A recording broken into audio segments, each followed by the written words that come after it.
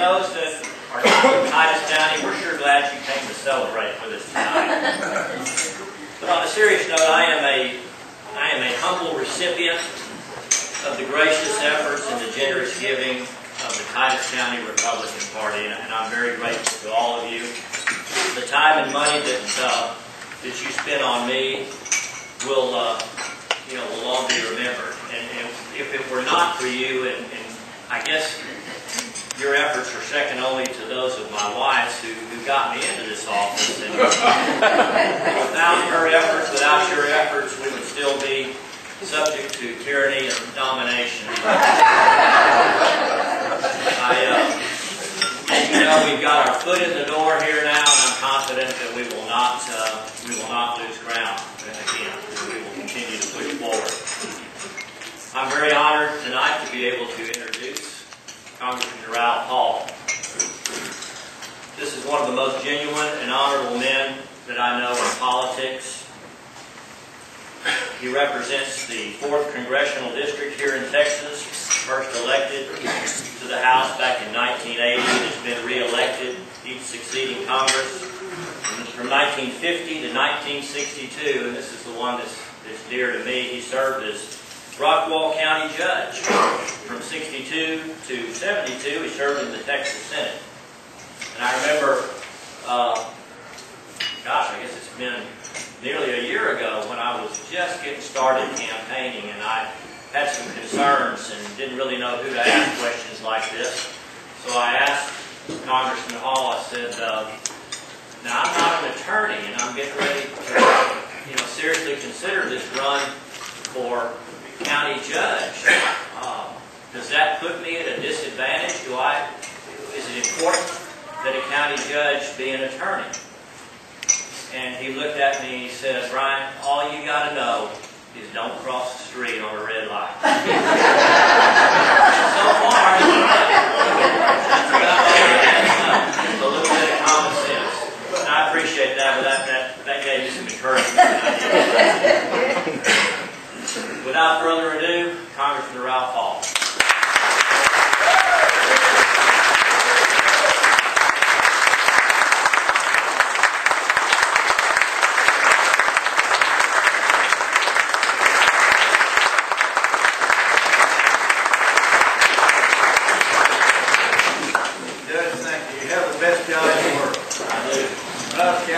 I knew if I had a motion in a second, by golly, it was going to pass. Everything is a little different down there. I went from county judge to the Texas Senate for 10 years. You needed at least 15 or 16 votes. And I just need 3 votes as county judge. That's a better job. That's the best job I've had. And Ryan, you're doing a good job. I'm proud of you and proud to serve with you. Proud to be in the same party with you. And if you ever decide to switch parties, I can't tell you how to do it, but I can tell you how not to do it. I decided at the last minute, and I sent 2 checks down, or 2 applications, one to run on a Democratic ticket, one to run on a Republican ticket. And I was to call him 30 minutes before the deadline. I'd done that 2 years before and decided not to make the switch. This time, right at the last minute, I decided to make that switch, so I called him and said, put down, I'm going to run as a Republican. And then I raced home to go home. Don't ever make a decision like that without telling your wife. She got her hand on the hip and her lip out when I got there. She heard it on the television before I got home. And if I hadn't stopped to get gas, I'd have beat the television there. But I didn't. And she said, okay, buddy, explain this to me. And I said, baby, I was coming home to tell you. You didn't leave here to tell me. Anyway, long story short, it wasn't any fun eating out and sleeping by myself for about 5 months. Share everything with you, mate, when you have it. Because God's inestimable gift to man is a good woman. Amen. And I think, I don't know how I'm going to go here. Sue, tell me, we have some recognitions to make. Is that right? Well, yeah, but you can talk about what's happening in Washington first. Well, you have a little bit to say. I'll tell a little. I can't tell all of it because you wouldn't send me back up there.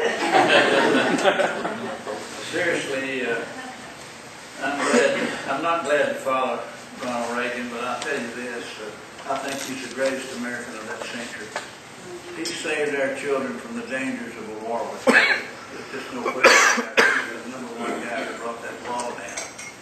And he had a great sense of humor. The first time I met him, remember I'd been in the Texas Senate 10 years, and I knew Jim Baker. He was just a young man.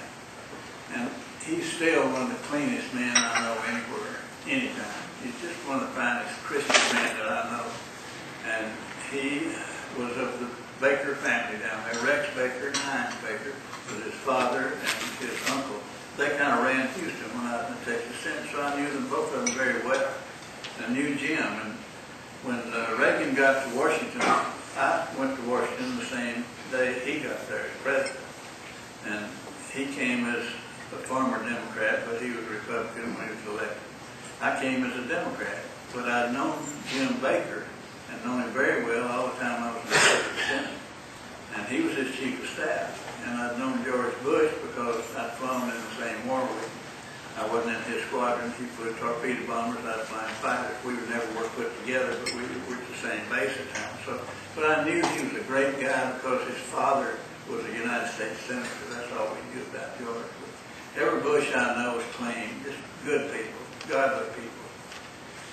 And I learned a good lesson, but he called me, and he hit Washington, wanted to cut the budget and upgrade the military. He talked to George, and I'd known Bush very well, and the Bakers, I'd known the 10 years up in Texas, and he was working down there then. And they both told him, and I'd been voting, I hadn't been voting with the Democrats. I voted the way I wanted to. And to say a word for a Democrat, Tip O'Neill was as liberal and as far left as anybody can be. But when he was Speaker, I went to him the very first week I was there, and I said, Mr. Speaker, I want to be friends with you, and any time that we're up here together, let's be talking about boxing, because we were both fight fans. He told me that he and Millie got married the night Joe Lewis fought Bob Pastor in the Garden. They went to the fights. Let me tell you, that's a boxing fan. But I said, I've got to tell you the truth. I can't even vote for you for Speaker and go home. And normally a Speaker would say, well, you better. He said, you can vote however your conscience tells you to vote, and you represent your district. You won't have any problem with me. And I didn't have any problem until that little 90-pound woman got there. And she sent me a bill for $150,000 that I owed the Democratic Party. I didn't have $150,000, and I never had accepted any money from the party, and they never had given me any money, so I didn't feel like I owed anything. But that's one of the things that kicked me off to go and make that decision. But when he got to D.C., he was talking with Bush and with Baker, and they were trying to figure out how to get his votes off. He lost about 20 Republican votes when they found out how he stood on guns and on abortion. He lost about 20 Republicans. He had to have at least 10 votes from the Democrats to pass his bill. So they said, call Hall over here. Hall will probably help us. And he called me on the phone. I was amazed. I started to say, yeah, I'm George Washington, if you're the president. I didn't know how he sounded. So I'm here with Jim and with George, and we want to talk to you. And I want you to look at your schedule and see when you could work us in. I said, well, give me a little time. It's going to take some time, because I'm pretty busy up here. I waited a decent time. I said, how about 45 minutes from now? I went on over there, and he met me at the door, and I told him there. I said, Ralph, I just want to get right to the point. What would it take to get you to vote for my bill to cut the budget and still upgrade the military? I said, well, Mr. President, I got a brother that, I knew you had a sense of humor. I said, I got a brother that always wanted to be a federal judge. He said, well, you know, Jim Baker said, can you get Ralph's brother confirmed if I want to be a federal judge? I said, wait just a minute, Mr. President, he's not a lawyer. He never forgot that. He barely laughed, and he couldn't even get around to talking for laughing so long, but he never forgot that. He'd come seek me out. People up there really thought we were tied. He wanted to know how my brother was. He liked him, but he wasn't a lawyer. I didn't tell him that I was a lawyer and two of my sons were lawyers. know how to do that. Most of the time he couldn't think of my name, but he'd come see me. And I had the word of being the president's guy over there. I think he was the greatest man of that century. I really do. He did so many things. I can't follow him and say more than, and Sue, thank you for that short feature on him there. It's just wonderful. And I'll just talk to you a little bit. I know we have a great speaker tonight, and I'm just anxious to hear him speak as you are. I'll just kind of tell you some of the things that are taking place in D.C. We have a president that has called out the people of agriculture. He threatened them early in his, he called out the insurance companies, he called out the doctors, he called out the energy people, he's even called us out at NASA. He ran a line through NASA, I think his 5th day was there, and through the NASA program just into a complete mishmash. 15,000 jobs lost probably the first week that he did that. And we still have laws on the book as to how we're going to spend that money, because Republicans and Democrats alike for 5 years have worked together on a NASA program. We knew that there needs some changes. And we have motions and seconds and votes by Republicans and Democrats and by the House and the Senate as to how NASA is to go and what direction they're to go. We won one battle with the president because he tried to override that. He was unable to. We defeated him on the floor, but the liberal press didn't print it. But he's lost two times to us on the NASA. What I want from NASA, I want us to go back, I want us to have a space station, I want us to have a position in space. I want to go to Mars, but I don't want to go to Mars today. I don't want to go to Mars or to asteroid or wherever he wants to go till people can go to the grocery store. And it's just that simple. We've got to have an economy that we can go to Mars in, but we can be working toward it. And that's all I want to do. We have a gentleman from South Africa. His name is Ivan. What's his last name? Somebody knows. Very wealthy guy. He's been successful, made a lot of money. He wants to be the one now that sends us to Mars and plans on going to Mars and takes up people to the space station. He wants to borrow most of the money from the American public. He has been successful in a lot of things that he's done, and NASA has made some mistakes.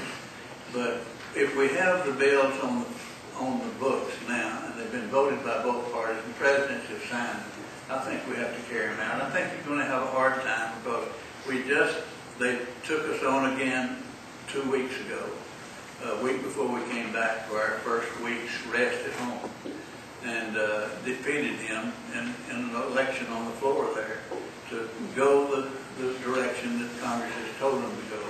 And the word go from the time he tried to dispel the whole program with a line through the name Constellation. So that's to be continued, and I'm not sure how we're going to come out. It's hard to overrun the president. We can't pass anything because we're a third. We're half of the House we have control of. We don't control the Senate, and we don't have a president. So it's tough to do anything. You just have to play defense, but we have to be set up. And that's what I want them to do. I don't want them to ever fund anything that has to do with that health business. And we've got to hold tight. I have an invitation to go see him Monday night, come over and meet with him. I'm chairman of Science, Space, and Technology. I spent the day with the guys at Space these last 2 days down there. We didn't get to launch. A lot of people were disappointed. But it's better not to launch. And you saw what happened when they did launch in the weather. But the space program is going to be okay. That's not a setback. A lot of kids were disappointed they wouldn't get to go. But we have so many other problems there. Immigration is a problem, and it's a shame we didn't do something about immigration 15 years ago. There's 13 bills. I have one of them, and my bill simply says, give these people, we need to count them. We need to know how many are here before we can do anything about it. And I want them to go back and come across, but you want them to do that. That's not possible, and it's not even sensible. They can't. Many of them are ill, too old, wouldn't go back and come across. But I say that to where they'd be proud of how they got here.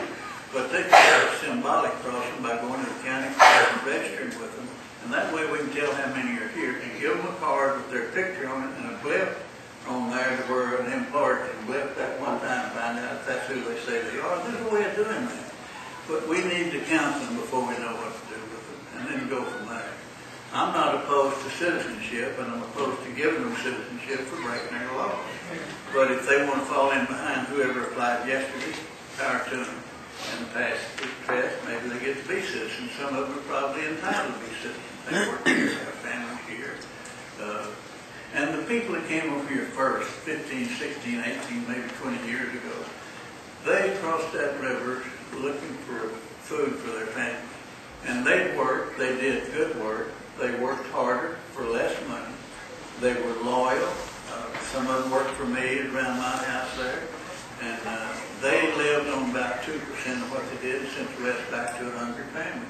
There's something good about people like that. But since that time, Karl Rove's been over to see the Republican delegation time and again about passing George Bush's bill in the mid-80s. Well, George had a deal for them to get to be citizens too easy, and we weren't going to do that. But no, he kept talking about OTMs.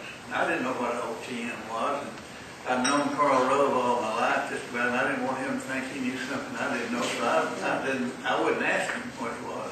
I got Pete Sessions. I said, Pete, I don't believe he even knows what OTM is. Do you? He said, no. I said, well, why don't you embarrass him by asking him? I really wanted to know myself, but I didn't know. I asked him, and OTMs were simple.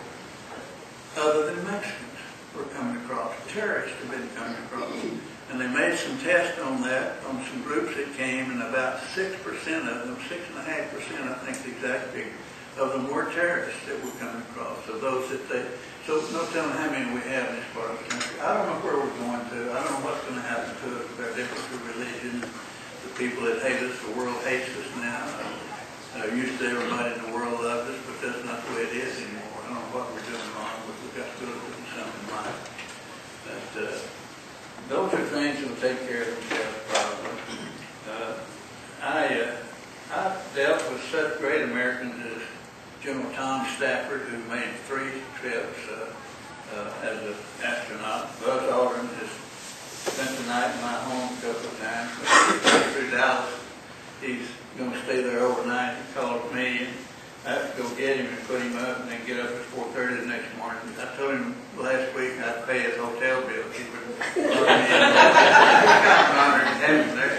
The only bed in the house that was clean was mine. And, I lost my wife, and I've got a housekeeper, but she hadn't worked with anybody's bed. She's kept my bed clean. I had to give him my bed.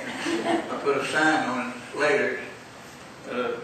Buzz Aldrin slept here alone.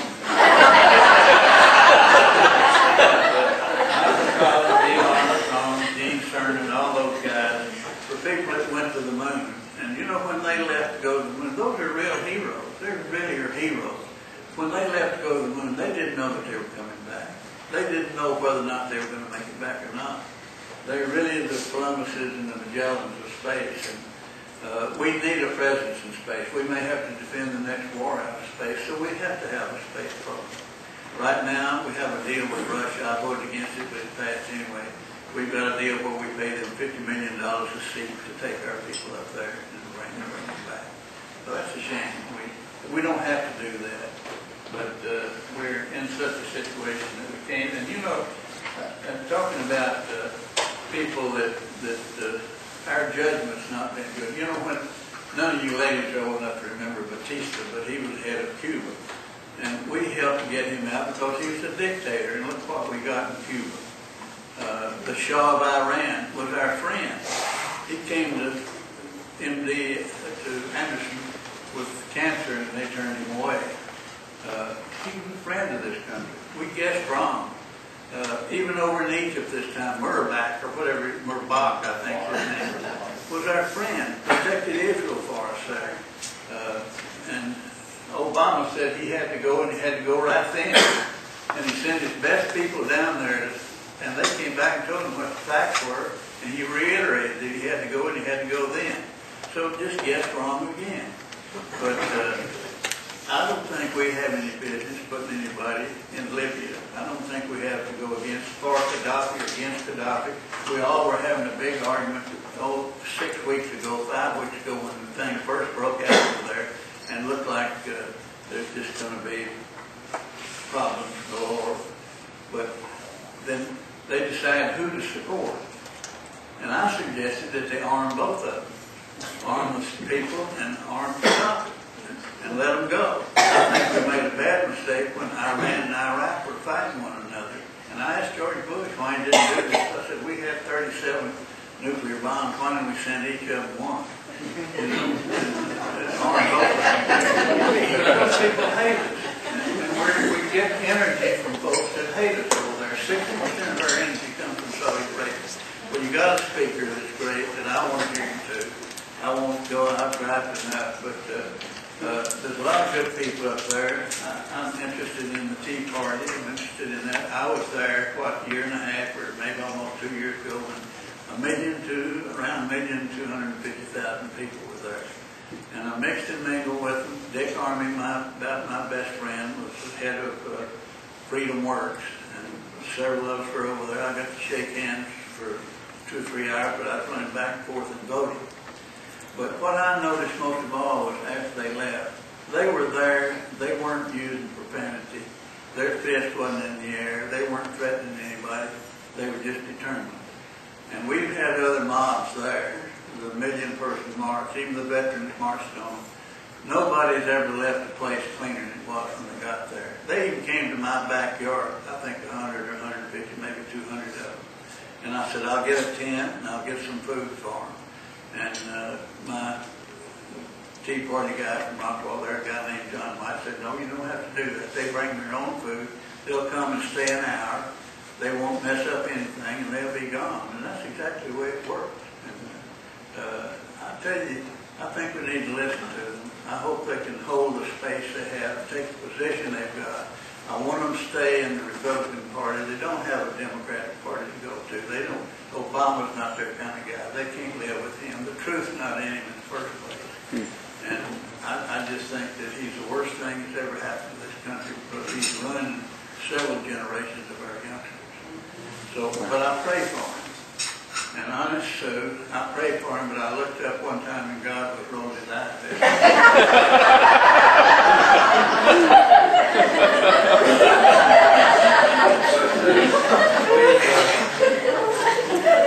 We're going to get better. We're a nation of slogans. George Washington said, you know, when you go down through the Augean stables of government, but only Americans don't. We need to listen to things like that. Reagan said, trust but verify. Teddy Roosevelt carried a big stick. Franklin Roosevelt, the only thing we have to fear is fear itself. But he said something that affected me, because I was a senior in Rockwell High School in 1941. And as you know, the Japanese attacked Pearl Harbor December 7th, 1941. But I remember a speech that Roosevelt said, to some generations much is given, of some generations much is expected, but this generation has a rendezvous with destiny, and that rendezvous with world war. We're a nation that has to pull together, come together, under God, and spend more time praying. We still have prayer. They can't take that away from us. I think it's the most important thing we have today, and our prayers, I think, will be answered. We are a godly nation. I don't care about the speech he went over there and made to France. He should have been impeached for that, saying we weren't a Christian nation. We are. We support Israel because we read the Bible. We know what the Bible says about Israel, and we believe it. So we have a lot going for us. We just have to keep on. We have to take him on at every base. I'm going over there Monday night. My lady called me from Hawaii. She's on my gal that runs my business. They called her from there and said, your boss is the only one that said he's not coming over to eat with the president because he maybe changed his schedule. She called me from there and told me I ought to go. So I don't know if I'm going or not. I don't want to, but I may go, because I'm going to ask him what he's going to give up if we vote next time. I don't intend, as I stand here right now, to vote to allow him to up the debts that we owe. He made those debts.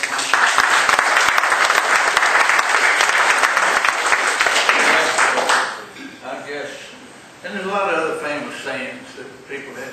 Miss John Adams, I think, really represented you women well when Paul Revere come running down there on his horse and all the redcoats are coming. She said, let the redcoats go to the, you know where. Said, get that horse out off of my lawn. That was certain herself. And Mrs. Ben Franklin, old Benjamin Franklin asked her for a kiss, and what'd she tell him? Go fly a kite. We got electricity out of it. Maybe we listen to the speaker tonight, by golly, and we get some good things for him. He's a highly recognized, highly respected gentleman. We're honored to have him in our city. I'm honored to have him in my district. God bless all of you. Thank you.